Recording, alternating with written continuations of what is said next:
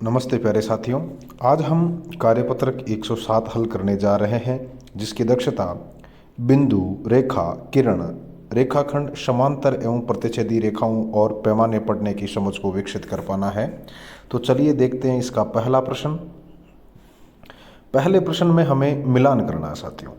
तो मिलान करने में जो 1 नंबर में दिया हुआ है वो हमें दिया हुआ है बिंदु, और इस तरफ जो बिंदु दिया हुआ है वो इधर आपके 3 नंबर में है, ये हो गया बिंदु।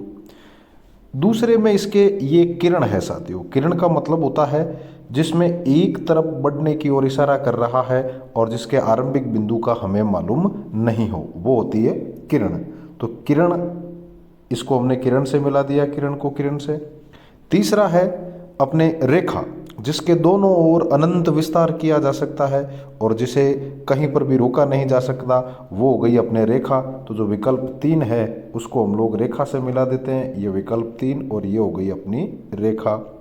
उसके बाद देखिए, यदि किसी रेखा के दोनों ओर एक बिंदु लगा दिया जाए या उसके विस्तार को रोक दिया जाए तो फिर वो पूरी रेखा नहीं रहेगी, रेखा का केवल एक खंड बच जाएगा।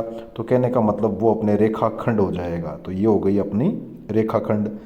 अब देखते हैं इसका पांचवा। इसमें 2 रेखाएं दे रखी है। जब मैं इन दोनों रेखाओं को आगे बढ़ाऊं तो ये वाली जो रेखा है वो जब आगे जाएगी इस तरीके से, और ये वाली रेखा भी जब आगे जाएगी तो ये कहीं ना कहीं आगे काटेगी साथियों। तो कहने का मतलब ये प्रतिच्छेदी रेखाएं हो गई।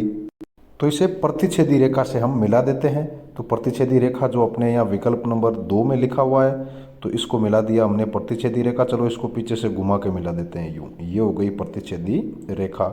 अब अपने पास एक ही विकल्प बचा है।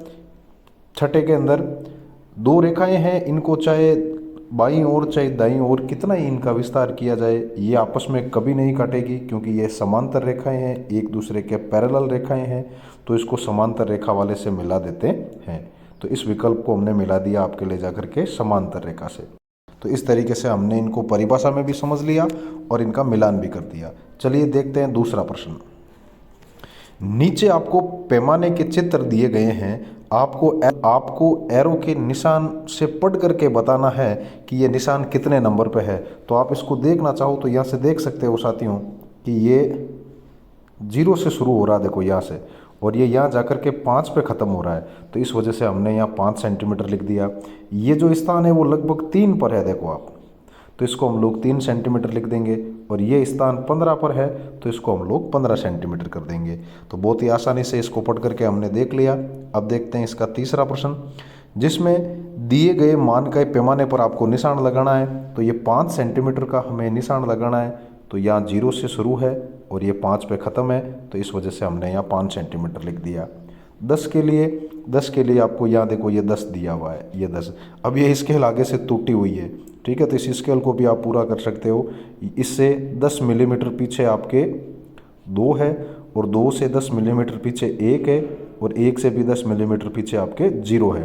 तो 0, 1, 2, ये हो गया 3, 4, 5, 6, 7, 8, 9 और ये 10 अपना निशान लगा दिया। 7 सेंटीमीटर, ये रहा अपना सिंपल सा 7 सेंटीमीटर। तो उम्मीद है आपको ये क्रियाकलाप समझ में आया होगा।